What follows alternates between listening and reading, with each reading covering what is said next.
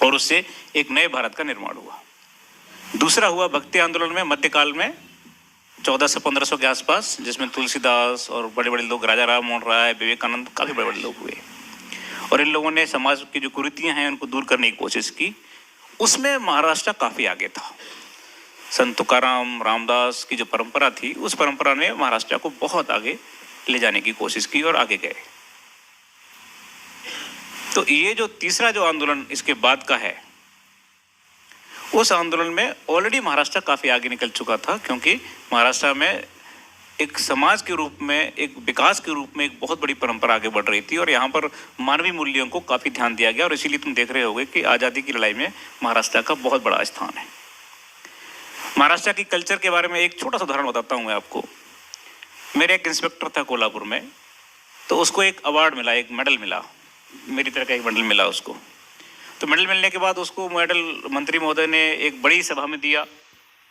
फिर 1 मई को जो महाराष्ट्र स्थापना दिवस है, उस दिन उसको पुरस्कारों से नवाजा गया। फिर एज एसपी मैंने उसको एक जगह एक फंक्शन में उसका सत्कार किया। लेकिन जब फेसबुक पर उसने अपनी अभिव्यक्ति दी, तो उसने फोटो एक लगाया फेसबुक पर, और वो था कि अपना जो मेडल है वो अपनी माँ से पहन रहा था।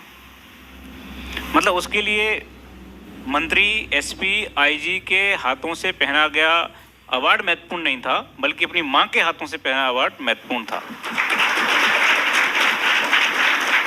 तो ये एक छोटी सी बात बताती है कि आपका कल्चर कितना ज़्यादा स्ट्रॉन्ग है, कितना ज़्यादा बड़ा है। हमारे यहाँ पारिवारिक मूल्यों का कितना स्थान है। पारिवारिक मूल्यों का जो स्थान है, उसके कारण से हम लोग काफ़ी आगे हैं और हमको इस आगे जाने की परंपरा में अपने आप को और आगे ले जाना है। और इसीलिए ये जो आप जैसे युवा हैं, यंग हैं, उनका ये दायित्व बनता है कि हम जहाँ खड़े हैं वहाँ से और आगे अपने आप को ले जाएं। महाराष्ट्र में जो इस समाज का निर्माण हो रहा है, उसमें यंग लोगों का जो स्थान है वो इतना ज़्यादा अच्छा है कि आप देखिए, यहाँ का सोशल समाज, सोशल स्ट्रक्चर इतना बढ़िया है, सोशल मीडिया इतना स्ट्रॉन्ग है कि यहाँ पर छोटी सी भी घटना जो होती है तो उसको रोकने के लिए या उसके खिलाफ आगे बढ़ने के लिए इतना बड़ा समुदाय खड़ा हो जाता है।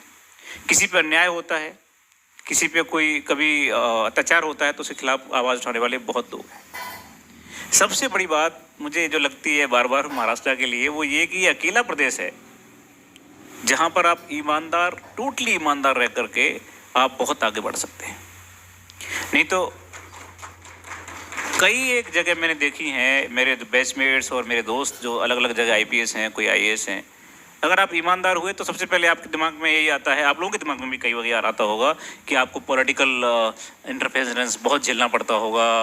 आप लोगों को भी लगता होगा कि आप लोगों के ट्रांसफ़र बहुत जल्दी हो जाते हैं, या आप लोगों को, कई लोग मुझे कई बार कई बच्चे पूछते हैं कि सर कैसे काम करते होंगे आप ईमानदारी के साथ, बड़ा मुश्किल है समाज में, समाज इतना ज़्यादा बेईमान हो चुका है और उस समाज की बेईमानी में आप लोग कैसे काम करते होंगे।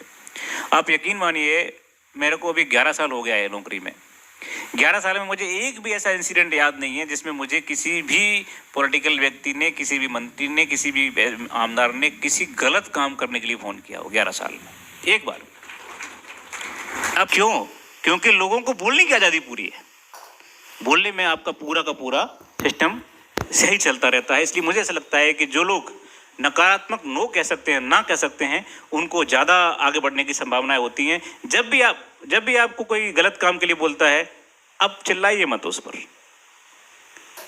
शुरुआत में मैं चिल्लाता था, कई बार कोई बोलता था कि साहब ये काम कराना, हमारा 20 लाख दो, तुम्हारा 20 लाख मत करा प्लीज। मैं चिल्लाने लगता था कि अरे हाउ कैन यू कैसे and you are doing this. आता मला ते राग येतच नाही. त्याला एक दिवस आता माझ्याकडे एक माणूस आला, पैसा ठेवले, पैसा घ्या, मी पैसा घेत नाही तुमचा, जर काम हो नीट असेल तर आपले आप होणार, नाही तर होणार नाही. उसका काम सही था, हो गया. वो आया, सर पैसे नहीं लिए आपने, मेरा काम हो गया. मैंने हाँ सही काम था तुम्हारा, गलत नहीं था. तो आप मुझे बताइए उसकी क्या गलती है? सही काम के लिए पैसा दे रहा है वो, इसका मतलब उसकी गलती है क्या? गलती मेरी है, मेरी सीट की गलती है, मेरे सिस्टम की गलती है. मेरे इस सिस्टम बन गया है कि बिना पैसे काम होता ही नहीं, तो वो दे रहा है. बात के चलते हुए एक 400-500 रुपये किसी एक गरीब व्यक्ति को दे दो, वो देखो उस दिन क्या नींद आती है। देने की क्षमता अगर आपके अंदर है तो समाज में आपको आगे बढ़ने से कोई रोक नहीं सकता। समाज